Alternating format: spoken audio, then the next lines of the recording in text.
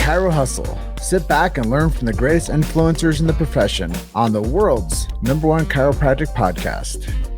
Before we dive into this powerful episode, please remember to subscribe to our channels and to give us a 5-star rating on iTunes to continue hustling.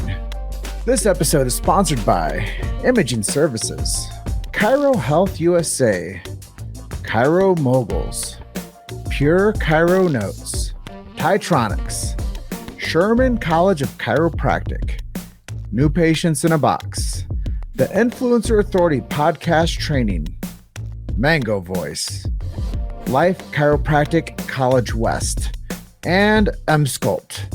Let's hustle. Hey guys, welcome to episode 466 of the Chiro Hustle podcast. I'm your producer, Luke Millette, and here's your host, James Chester. So today we had the opportunity of interviewing Dr. Bill Bazin. And if you want to hear the story of 3 generations of chiropractic, stay tuned. Welcome back. This is another episode of the Chiro Hustle podcast. Today I have Bill Bazin on with me, coming out of Massachusetts. It's a long time coming. Palmer Rugby alumni. Those guys have done so much to support the chiropractic profession for many, many generations now. So I just want to congratulate and thank Dr. Bill for what he's done with chiropractic and what he's done for Palmer Rugby and what he's done for Massachusetts. But before we jump into talking about Bill and what he's doing and what he's done and where he's come from, just to let you guys know, his son is 3rd generation chiropractor too, which I think is really awesome. So we'll talk more about that. Just to tell you why we do what we do over here at Chiro Hustle, which I think is one of the most fundamental things anybody could ever share about chiropractic, is we protect freedom of speech. As we've seen over the past couple of years, that's been an issue. Family freedom, medical freedom, those are really important to what we do over here. Dr. Bill asked me if I've ever interviewed guys like Del Bigtree and stuff with medical freedom, and that I'm like, yeah, twice. So I think, mentioning that's important. And then we get really deep with chiropractic, and we do protect BJ Palmer's Sacred Trust. If you don't know what that is, go and do a search for BJ Palmer's last words on your favorite search engine, and you'll know a whole lot more about chiropractic than you ever did before, even if you're a chiropractor. And if you're not a chiropractor and you're curious more about the profession, learn what the Sacred Trust is, and you'll really appreciate the profession even more. And then we also believe in subluxation based chiropractic. I know I shouldn't have to say that, but that's something that needs to be talked about as well. And then we believe in innate intelligence and universal intelligence, and that when man or woman, the physical get adjusted, it connects them to man or woman, the spiritual. And that's not so much woo-woo. It's just from the history of chiropractic. So with all that being said, Dr. Bill Bazin, welcome to the show. Thanks, Jim. Thanks so much for inviting me. We spoke at Dynamic Essentials in October, I believe, and it was great for you to invite me. I actually got invited to speak on the DE Tuesday night calls that same weekend. So I did that a couple of weeks ago. So I'm excited to be out there and just spreading the word of chiropractic. Yeah, well, it's an honor to have you on, and I've heard who Bill Bazin is from, like, being in the chiropractic world and working with Palmer Rugby.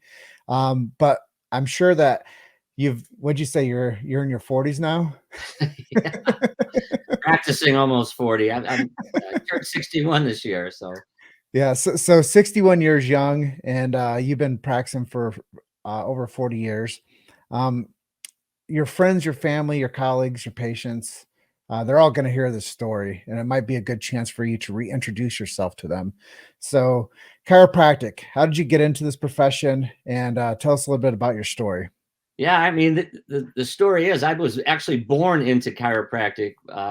When my sister was 2 years old in 1958, my dad was working in Lawrence, Massachusetts, just working like a blue-collar job, and my sister went for her 18-month vaccination, and she was injured by that vaccination, and they took her to the hospital, and they said she's not going to make it through the night. So my dad took her home. My grandpa said, take her to my chiropractor. And she said, chiropractor, what's he going to do? So they had no other choice. I said she's going to go home and die. So they had to drive to New Hampshire because chiropractic was illegal back in 1958 in Massachusetts. So she was adjusted. You can imagine what bone they adjusted. They adjusted her atlas, and the next day she was a normal kid. And my dad, having the guts that he had, and I admire him for this to this day, he jumped in the car, drove to Iowa, and he enrolled in chiropractic college at Palmer. My mom came out shortly after, pregnant with my other sister. I actually was born out there. My dad lived on Ripley Street, which is kind of funny because my son Brian moved to Ripley Street when he was going to school out there. Dad became a chiropractor, went back to Lawrence, Massachusetts, and a lot of chiropractors at the time were getting arrested for doing what they love to do. So he moved to Springfield, bought a practice by a guy named Dr. Joe Baklowski, whose daughter I met actually the weekend you were doing those interviews a long time ago. I think it was Centennial. Yeah. So my dad started his practice in Springfield, Massachusetts. And I unfortunately, I never got to practice with him. He moved to Florida before I graduated Palmer. So I ended up working for one of his contemporaries, Dr. Conrad Henrich, for about a year until I opened my practice in 1987. So we've been rocking it ever since. That's cool. It's a fun story when you can reminisce on some of those things, right? Yeah, absolutely. And just thinking about the old names too. I mean, usually I don't include that, but you never know who's listening and who's part of your podcast. So yeah, we get about 12,000 listeners a month. wow. So there's definitely people out there, and I know numbers like we might be scratching the surface at 65,000 chiropractors through the United States.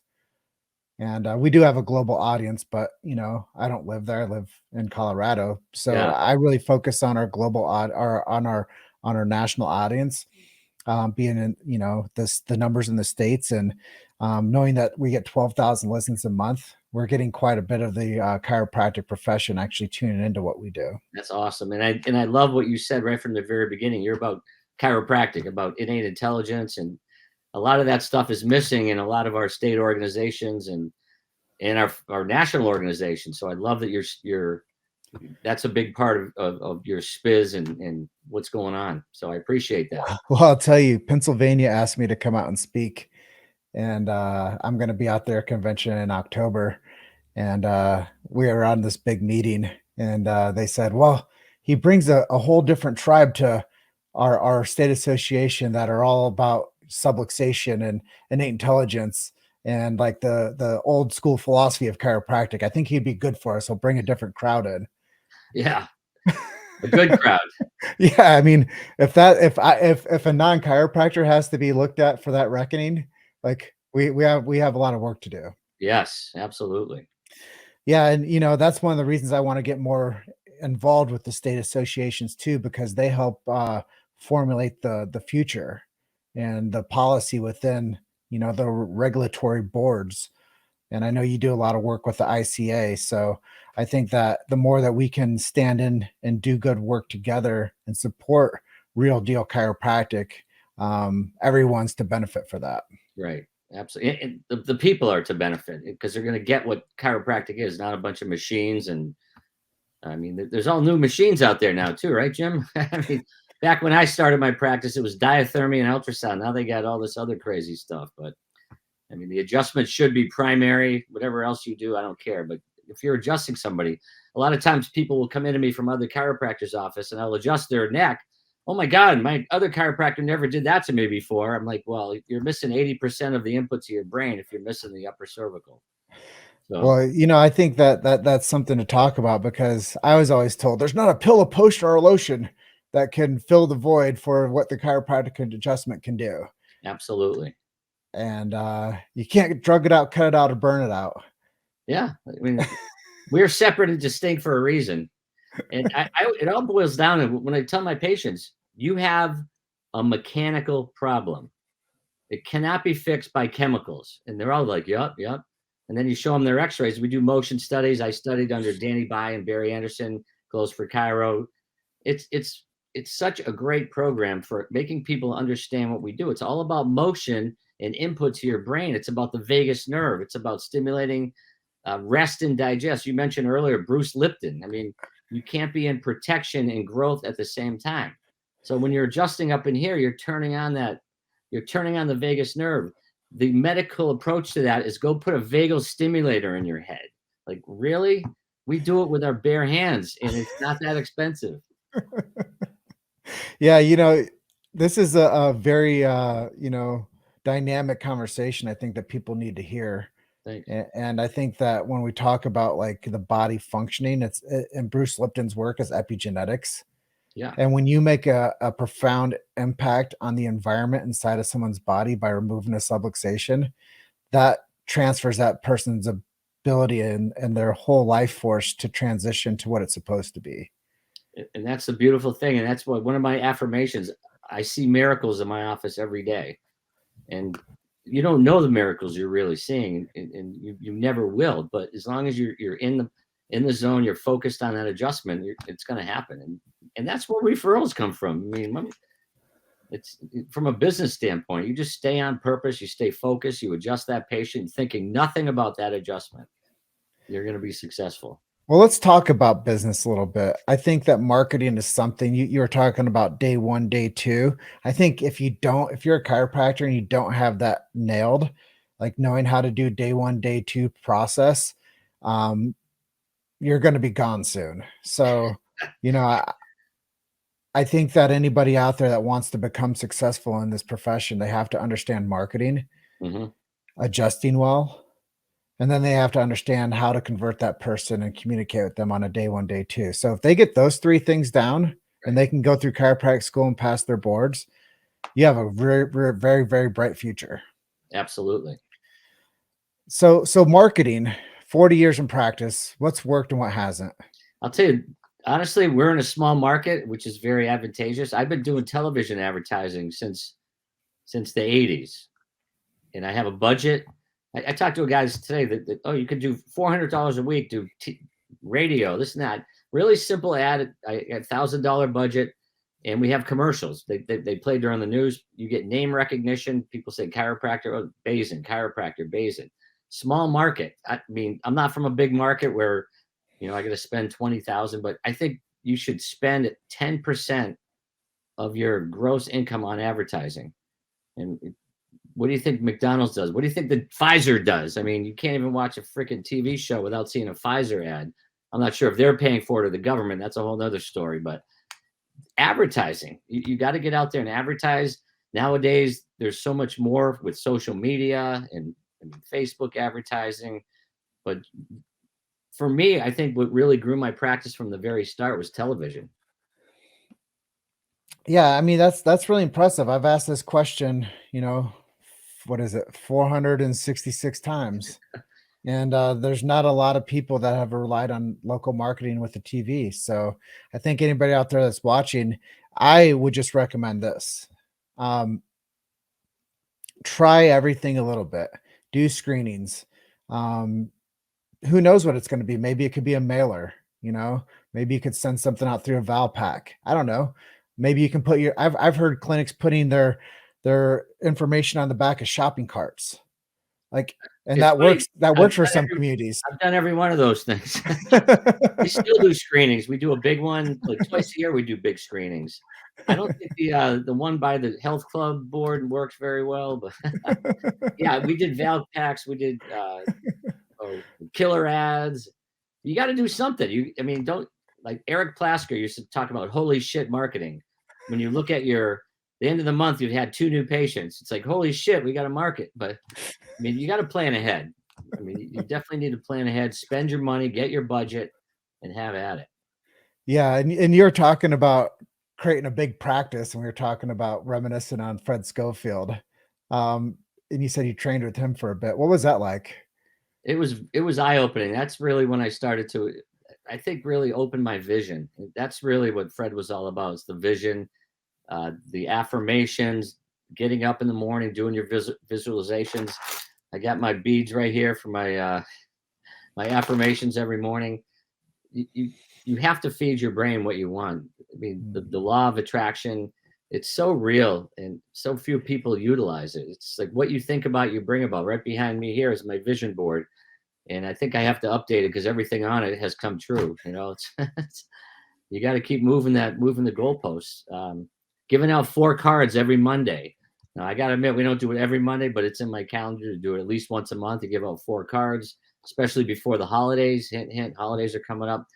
hey, tell your friends about us. They're not going to say, what do I want these for? They're going to say, thank you. Put them in their pocket. And hey, I need some more of those cards. That's like the simplest, cheapest thing to do. 4-card Monday. Yeah, so tell people about that, because I love I mean, Freddie's just like that guy's probably got like bundles of business cards that are just pre-made that he just has in stacks in the office to hand out. Yeah, I have one that's a little bit controversial. It says, make your spine great again, and it has the American flag on it. But I tell you what, some people say, oh, well, some people aren't going to like that. Well, guess what? I don't want those kind of people in my office if they don't like it anyway. I want to be with people of like mind. So make your spine great again. Tell your friends. Fred used to do the parable of the sower. One seed falls on rocky ground. One goes in the sandy soil and blows away. One grows on the fertile soil and multiplies 10, 50, 100 times. I missed one of them in there, but that's the gist of it. I mean, and that's why you do 4, the parable of the sower. And I love that. Biblical. I've never heard that reckoning for the parable of the sower. So if you plant many seeds, a few of them will take, and a few will get eaten by birds or blow away. Absolutely. But the ones that grew on the fertile soil will grow 10, 50, multiply. Yeah, that's really cool. And you talked about day 1, day 2. If you do a good day 1 and day 2, you don't need to go in there rah chiropractic. You talk about their problem, how it affects their life. Usually within 2 weeks, you know what? My wife needs to come in here. My husband needs to come in here. You're going to build your referral practice by doing a really good job. I've learned so much about chiropractic marketing, not from the point of like getting the new patient, but actually talking to the patient once they show up and letting them know that you're there to serve them. You ask them what's going on, find out how much concern there is, tell them how you can help them, you get them adjusted, and then they become your greatest advocate ever because you actually paid attention to them and you're able to do like a full functional exam on them. You shot some x-rays on them, you showed them what's going on. And what I do love about the group you mentioned with Close for Chiro is they use the life effect with them. And they say, well, what does it stop you from doing? And then they tell you what it stops them from doing. You start improving upon that. They go back to doing what they like to do. And then in 7 visits, you know what? You ask them what they originally came in for. Generally, most of the times they don't remember. Absolutely. And then when it comes to what we call second money, after their first plan is up, they're going to keep coming. They're going to come in twice a month, once a month, whatever it is, keep doing their exercises that we recommend. And just getting back, one of the things I didn't mention, which is so important, is calling that patient after the first visit. I had one on Tuesday. What's today's Tuesday? Yesterday, I adjusted him. He scheduled all his appointments. He made one payment. Within 2 hours, he called up and canceled everything because he was in pain. I still called him. I left a message, I want to see how you responded to your adjustment today. Just give me a call if you have any questions. He called me today. He goes, it was killing me after the adjustment. I'm glad you called me, blah, blah, blah. Now he's back on. It's unbelievable. The little things we forget when we're successful. Making that first call. I have my CAs text me the number. So on the way home, my eyesight's not so good anymore when I'm driving. So I just hit the button, call them up. It's funny. Most of the time now you're just going to get their voicemail because nobody answers their phone anymore. But if you just care enough to leave a voicemail, you're going to repair 80% of any damage that people have second thoughts about going home and talking to their friends. Oh, what did this guy say? So that's really important, that first call. You've made it to chirohustle. Sit back and learn from the greatest influencers in the profession on the world's #1 chiropractic podcast.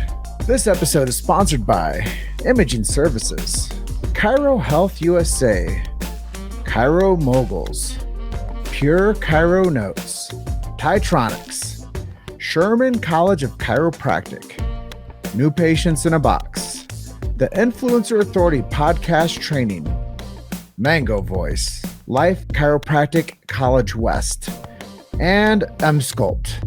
Let's hustle. And I think right now people are seeing more and more the value of investing in their health. And I think that, 3 to 5 to 10 years ago, investing in a chiropractic care plan might not have been as attractive as it is today. Mm-hmm. And I think that more and more people are realizing that when they have subscription and access to things that help them stay healthy, I mean, to me, it's a no-brainer.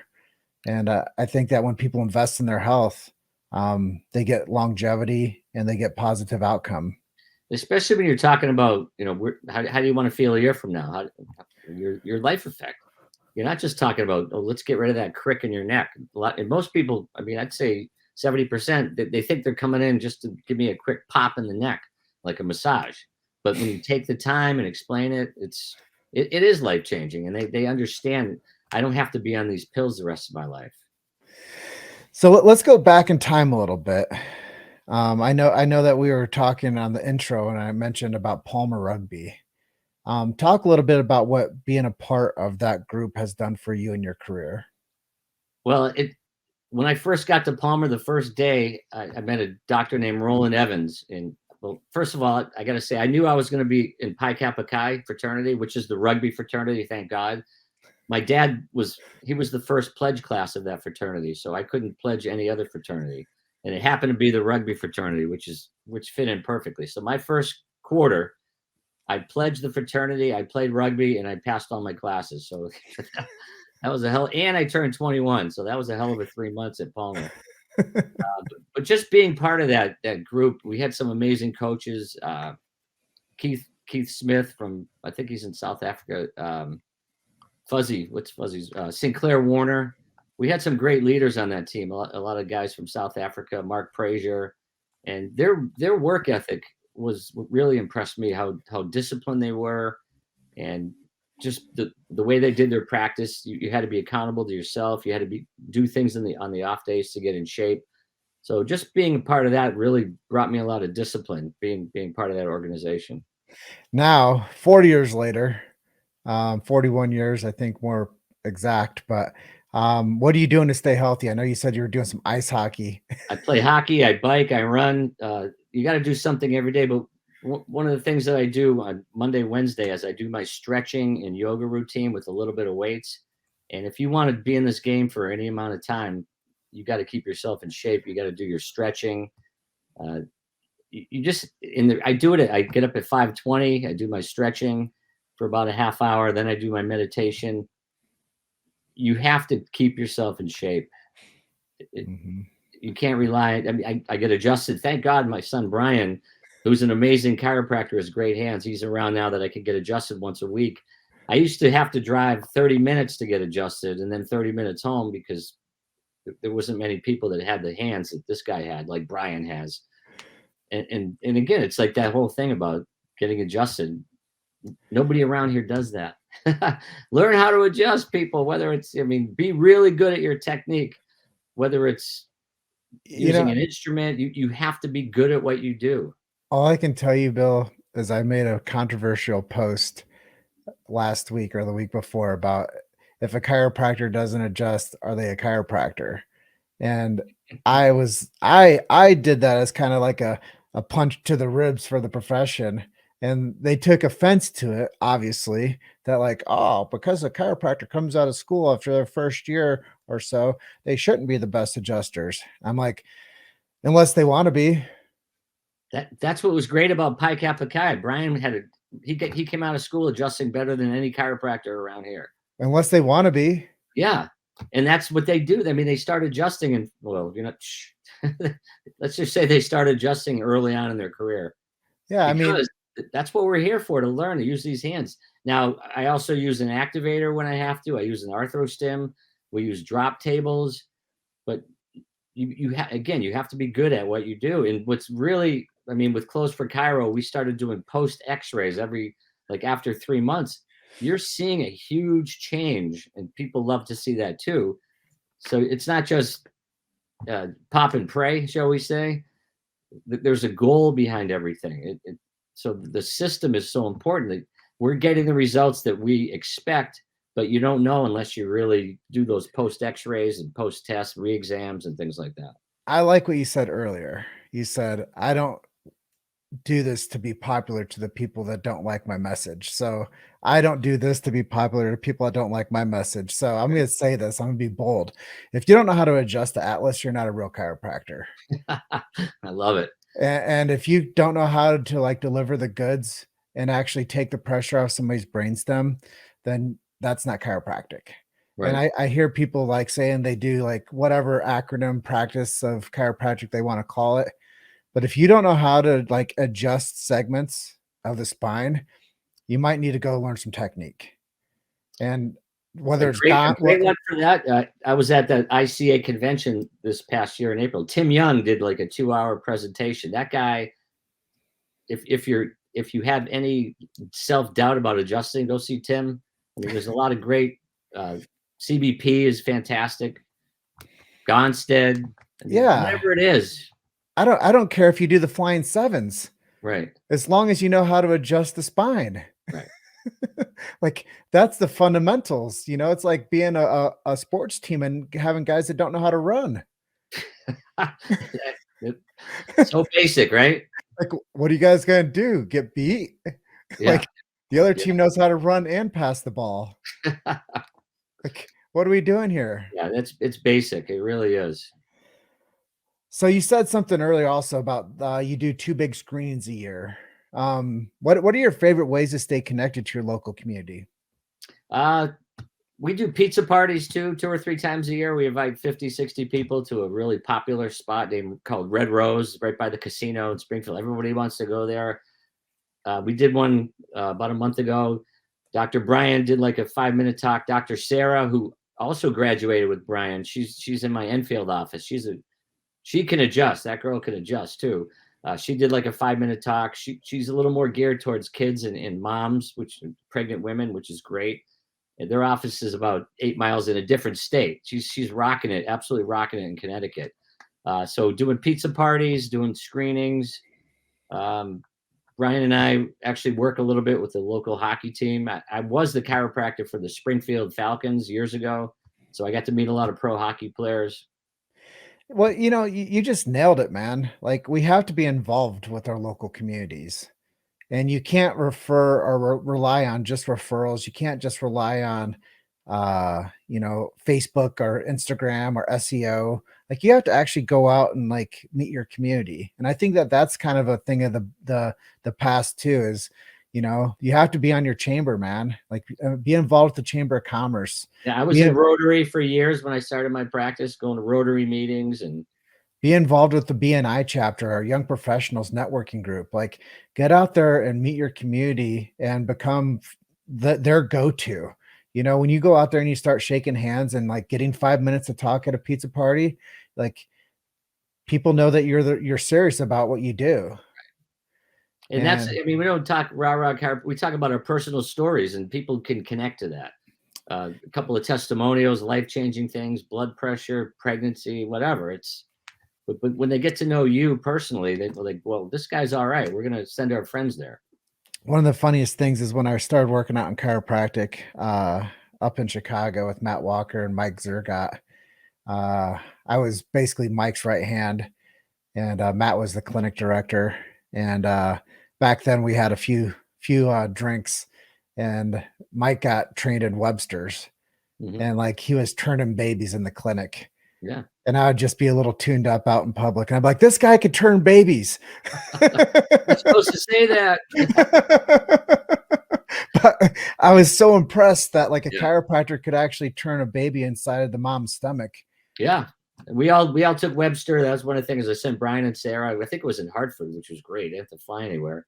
I had to fly to Life College to do it years ago, but isn't that impressive though? That like, it's so, and again, it's so simple. Larry Webster was a genius. I learned it from Jeannie Ohm, who's passed on, but great people. I know they have some good people teaching it now as well.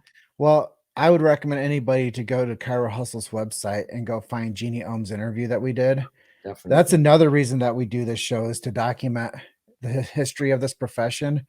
And, like Bob Brooks isn't with us anymore. And we have him on an episode, the guy that created the movement of taking care of people. And, you talk Jeannie Ohm, like there's people that have been on this show that now, because of what we've done, they have access to, that interview. So wow. I'm going to look that one up for sure.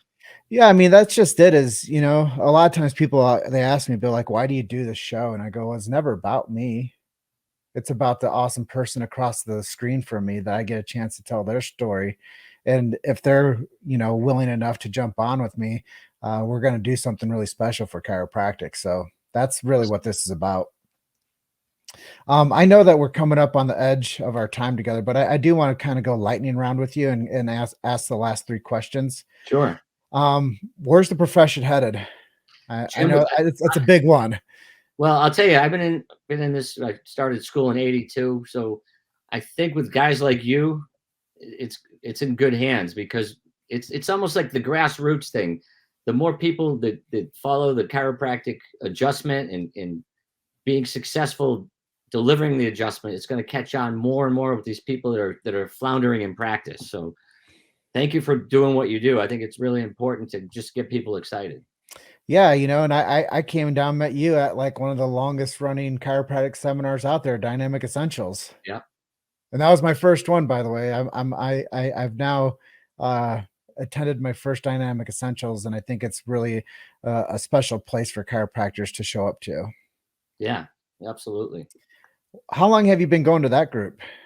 It's funny. The reason I started going is back in like the late '90s. I went to Parker and I heard Jim Sigafus speak, and he talked about going to Panama. So Nick Saltis, one of my best friends in chiropractic, who's from Illinois, you'll have him on your show pretty soon. He said, let's go to Panama. So we went to Panama with this unbelievable group. Most of them were DE people. I started going to DE back then. So it's changed quite a bit. There used to be 2,000 people there, but the leadership they have right now is solid. So I think they're going to keep growing and growing. Yeah. I also support Pure and Powerful up in Canada. Pete Amlinger is one of their speakers. They're a great Canadian group. I love hearing their accents too when they speak. A boot. Yeah. Process. I'm a big hockey guy, so I love my Canadian guys. I love my Canadian friends too. Yeah. The process. Yeah. So I know your dad is a chiropractor. You talked to Sigafus. Yeah. Who are some of your heroes that inspired you and kept you going? Dan Sullivan is unbelievable when it comes to the science, and I'm kind of a science nerd when it comes to the subluxation and what it can do. I learned a lot from Dan Sullivan. James Chestnut, the guy is solid in all aspects of chiropractic and just keeping people healthy. Rob Sinnott, if you want to spend a good couple hours, his books are like really over my head, but I pretend to read them. But the guy is unbelievable about adaptability. He speaks at Philosophy during homecoming every year. Obviously, Fred Schofield and my non-chiropractic people that I really look up to are guys like Del Bigtree and Jeffrey Jackson. This whole movement for medical freedom is really the basis of chiropractic. They tried to shut us down with the Committee on Quackery back in the 70s, and we fought back. I think chiropractic has a big advantage right now of going forward and telling the truth about the immune system and everything else, great things that we do, because they're backtracking on all this bullshit that they try to shove down our throat over the last 2 years. So we got to start speaking our truth. I support that too. And I think, I don't know who Jeffrey Jackson is, but I'll definitely look into that guy. I think there's a lot that we can, I was having a conversation the other night and I said, the reason I do the way that I do it is because, we don't have a Martin Luther King Jr. anymore. We don't have Teddy Roosevelt. We don't have a D.D. Palmer or B.J. Palmer. We don't have those people. Like we need Williams too. Sid Williams is unbelievable. We don't have those people. So we need people to become greater than what their like own problems are. Yeah. And we don't have a John F. Kennedy.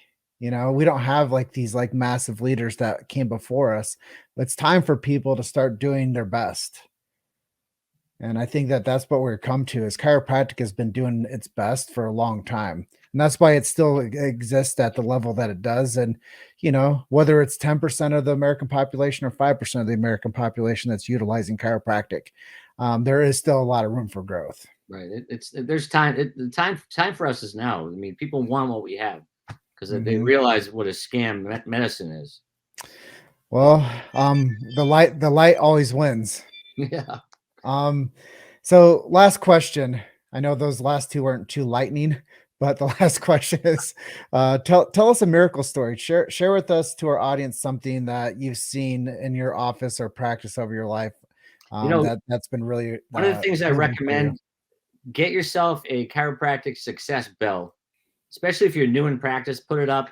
We got a book that I just put out about a year ago. I gave Brian and Sarah a bell for the office, and just in 1 year, 3 years allergy free, no more anxiety, got pregnant.